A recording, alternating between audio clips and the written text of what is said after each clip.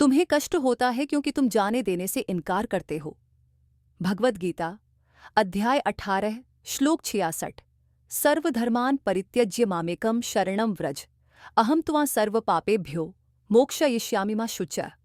अर्थात सभी प्रकार के धर्मों को त्याग दो और केवल मेरी शरण में आ जाओ, मैं तुम्हें सभी पापों से मुक्त कर दूंगा। डरो मत। क्या आपको कभी ऐसा महसूस हुआ है कि आप दुनिया का भार अपने कंधों पर उठा रहे हैं? आप जागते हैं, उन्हीं लड़ाइयों का सामना करते हैं और विचारों और भावनाओं के अंतहीन चक्र में फंस जाते हैं जो रुकने का नाम ही नहीं लेते। आप शांति चाहते हैं, लेकिन जितना अधिक आप उसे पकड़ने की कोशिश करते हैं वह उतनी ही अधिक दूर होती जाती है। क्या होगा अगर मैं आपसे कहूं कि आपके दुख का स्रोत, जो दर्द आप महसूस करते हैं, वह बाहरी दुनिया से नहीं है, बल्कि आपके अंदर की किसी चीज से है जिसे आप बहुत लंबे समय से पकड़ कर रखे हुए हैं। भगवद गीता ज्ञान का एक प्राचीन खजाना हमें एक गहरा रहस्योद्घाटन प्रदान करता है। आप पीड़ित हैं क्योंकि आप जाने से इनकार करते हैं, और यह केवल भौतिक संसार की चीजों को छोड़ देने के बारे में नहीं है। यह आसक्तियों, अपेक्षाओं और विश्वासों को छोड़ने के बारे में है जो हमें निरंतर संघर्ष के जीवन में बांधते हैं।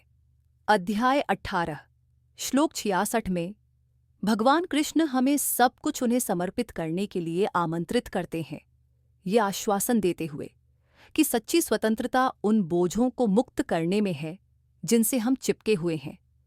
आइए गीता के इस ज्ञान में गोता लगाएं, इसे मानवीय बनाएं और पता लगाएं कि कैसे जाने देना शांति और पूर्णता के जीवन को खोलने की कुंजी हो सकता है। पहला, अतीत से चिपके रहना। वे जंजीरें जिन्हें हम नहीं देख सकते। हम कितनी बार वही दृश्य अपने दिमाग में दोहराते हैं। पछतावा, दिल टूटना, वे चीजें जो हम चाहते हैं कि हम बदल पाते।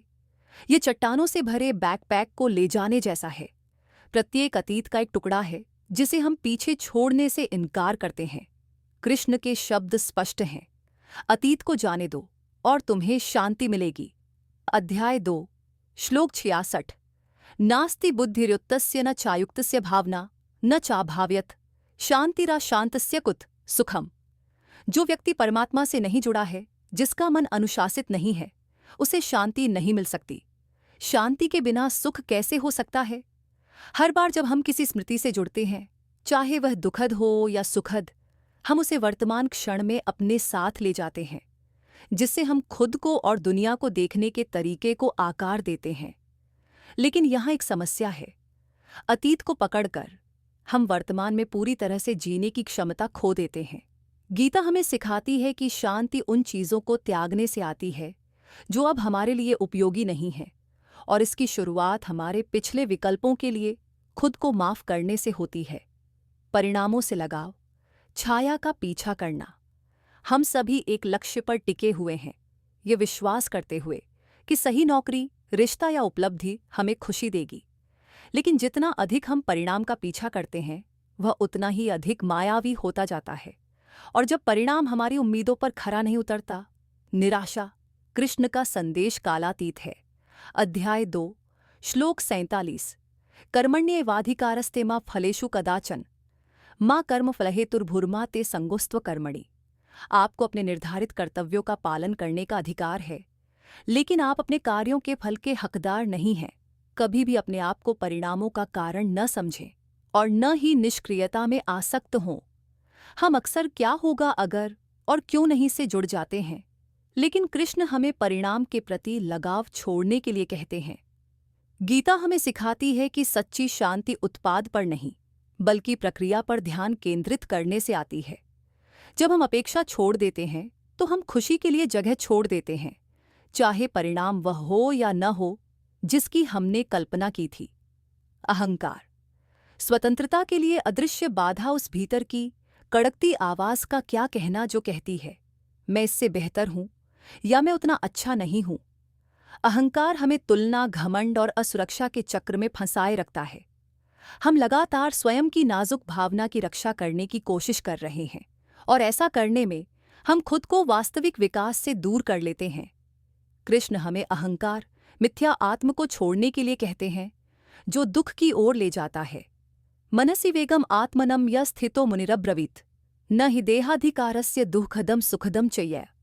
अध्याय 5 श्लोक 29। अहंकार से मुक्त बुद्धिमान व्यक्ति ने महसूस किया है कि मन हालांकि बेचैन है, ध्यान और समझ से शांत किया जा सकता है।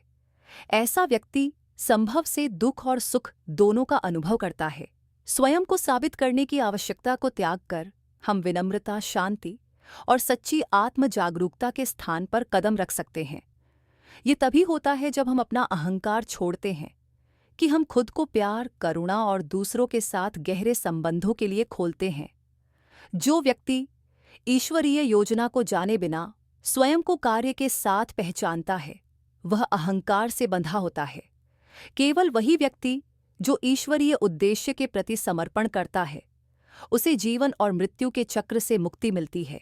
जाने देना हार मानने के बारे में नहीं है, ये नियंत्रण की आवश्यकता को त्यागने के बारे में है। ये पहचानने के बारे में है कि परमात्मा जहाज का संचालन कर रहा है और हम इस अविश्वसनीय यात्रा में बस यात्री हैं। जितना अधिक हम इस पर भरोसा करते हैं, उतना अधिक हम शांत होते जाते हैं।